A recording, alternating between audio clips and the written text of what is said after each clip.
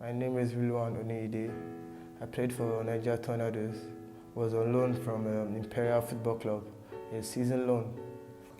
I was born and brought up in the Butemeta, where my dad was a mechanic, like a panel beating. So he married two wives. One is late, and the other one is my mom. So before he married my mom, him with the first wife already has issues, so they are not together anymore. So he waited for another 10 years before he could marry my mom. So I have two elder brothers. I'm the first son of for my mom, and I have one brother, one junior brother, and two junior sisters. I won't say we are poor, but at least we are below average. Thank God for that. But things hasn't been easy trying to feed 6 children at a time. But thank God for the talent. Thank God for the talent. Right from my childhood, my mom did tell me I do play like people do call me Amokachi, Daniel Amokachi. I was like, I don't really know who Daniel Amokachi is, but they told me about him, that he's a legend for Nigeria Super Eagles. I do play football in the streets. It's normal in Butemeta because in Butemeta you see a lot of talent. We do play this football on the street every Sundays. So it's from there that you go to the field. But I haven't started playing, like even boys club, I haven't started at age of 10. I was on the streets playing football, till the age of 11, I was playing football. But there was a day that this man walked up to me. His name is Koshiu Yashu. We do call him Yashu in the hood. So he told me, can I come to his team, which is Rilwan FC? Then I feel like I don't have money for registration. Then he said it's not that expensive, that I should try and tell my dad. Then I went to my dad. I tell him, okay, I want to start playing football.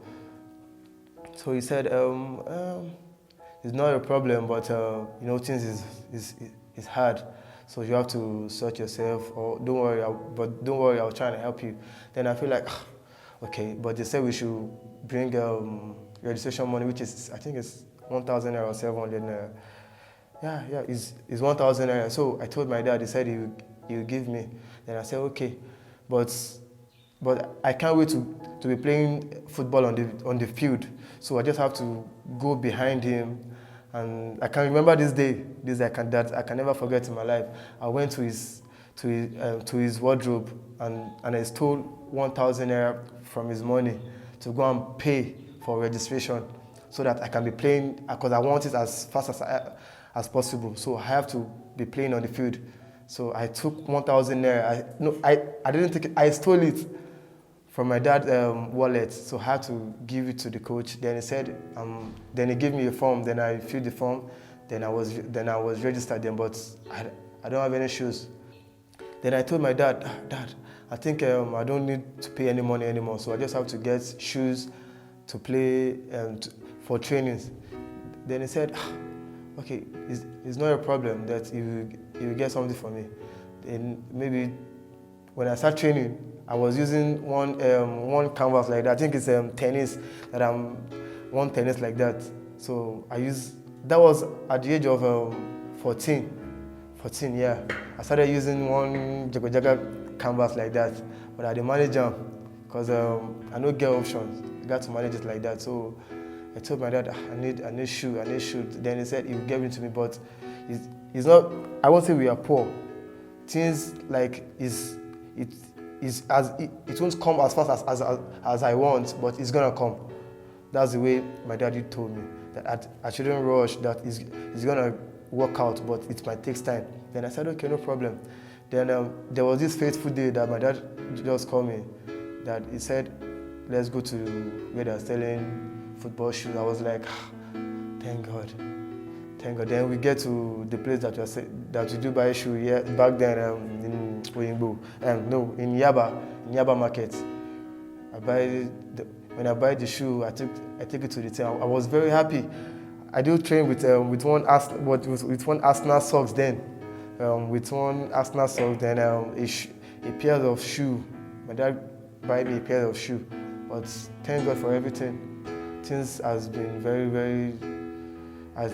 things has changed a lot. It has changed a lot. 2009, after I finished my secondary school in Lagos, so Imperial hosted a competition, just like a competition to pick players at Surulere National Stadium. So I was selected among my teammates from Ebutemeta, because I grew up in Ebutemeta. So when we went to play the competition, I do come from school after writing my exam in the school. So I'll have to come to the stadium and play the match, then go home and study again. So from there, they select me. Then we went for a trials as well at let's say at Friday. How do you call this place? No. Bobby, at Bobby College. So yeah, at Bobby College. So that's where we do train. That's where we do the trials. Was conducted by Coach Tunde. A lot of coaches are there. So try to select good players. I'm not that good. I'm not saying I'm good, but I tried my best. So I was selected because I was young then. At the age of 16, at the age of 16, I was young. So my teammates were 18, 19. I can still remember this guy, Oyekachi, Uche, Innocent, our first captain in Imperial back then. So it's been a lot of toughness too, because I was young. So they already have so much experience. After the trials, we stayed at, I think we did a trial for like a month or so. Yeah, so after the trials, then we were told that the owner of the team is coming down to Nigeria, which is Sheyi Olofejano, my boss, with Mr. Bankole Atiba as well. So when they arrive in Nigeria, they bring a lot of kits to us just to encourage us back there. So when they came, then they saw a lot of players, a lot of good players are there. I won't say I'm not the best. I'm just trying, but I was young. So likewise, my best friend, Abibi Yakub, both of us went to school. Then we come to training, from school to training. It hasn't been easy for us, but thank God. Even Abibi Yakub is now currently playing for Sunshine Stars. So there was this day when they told us we are going to camp, that they will select 18 players. I was like, camp? I've never heard of it because I just finished my WAEC. So my dad has been asking me what I want to do, what next. Then I was like, camp again, okay? Then we just keep playing until this fateful day that they were calling the list. So I was selected among the 18-man list. So I was very, very happy. When I get home, I told my dad and my mom, sir, it's like I want to play football. I don't feel like following anymore for now. I just want to play football because it is my dream to play football. Because you've once told me that people do call me, I'm not catching. So it has been, I think this is the time. Then he said, where am I heading to? That what time? I said, where I'm training at Bobby College. They said, okay. So we were selected. They selected 18-man list, and I was among. So he asked me, so that what is going on? Then I told him, we are going to camp in Odogbolu, Ogun State. I've never heard of that before in my life. So he said, wow, Odogbolu, where is that? Then he said it has Ijebu. I was like, it's like Ogun State, Odogbolu, that you are still 17. You want to leave the house. I was like, I have to chase my dream. It is my life. Then my mom started crying. Said, no, you can't go anywhere. You did that. I was like, please, just let me go. Then they said they would think about it. Throughout the night, I was praying that they should just allow me to go to the camp because it is my dream. So I have to chase it. Then in the morning, they woke up and tell me that I should kneel down. I go down on my knees.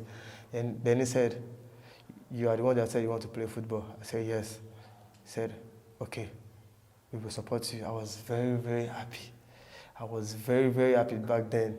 Not knowing, my mom was crying that his son, he wants to leave the house. You know how the country is. You know, my dad had to talk to her and to console her that nothing is going to happen to me. All this, but my dad is really supporting me in my career. He's really supporting me. Even my mom as well. They are both supporting me. Even up to now, they are still supporting me. So the day that we were traveling, you know, I'm still young. Like I said, I'm still young. So my dad has to my mom had to get all these like Bonfita. He had to go hard to get all these all my clothes, Bonfita, all this Milo, picnic, beverages, just for me to be okay. Then I was like, "Mom, it's okay. I'll be fine. I'll be fine." Then she started crying. I said, "Don't worry. I'm gonna make you proud." Then on that day when we were traveling, we had to go to I think Bega to play a match. So from there we will be going to Udugbolu. After the game, I think we were 18, but only 10 players were early. Shows up early rather. Shows up early. 10 players. We had to wait for the rest 8 to come. So after the game, then our boss, Mr. Bankole, told us that we are not going today. That the first 10 that came early, we get money back to their house, then come back the next morning. While those that come late, we have to go back with their own money and come back to the same spot again tomorrow morning with their own money. Then I was like, wow, this man is very, very disciplined.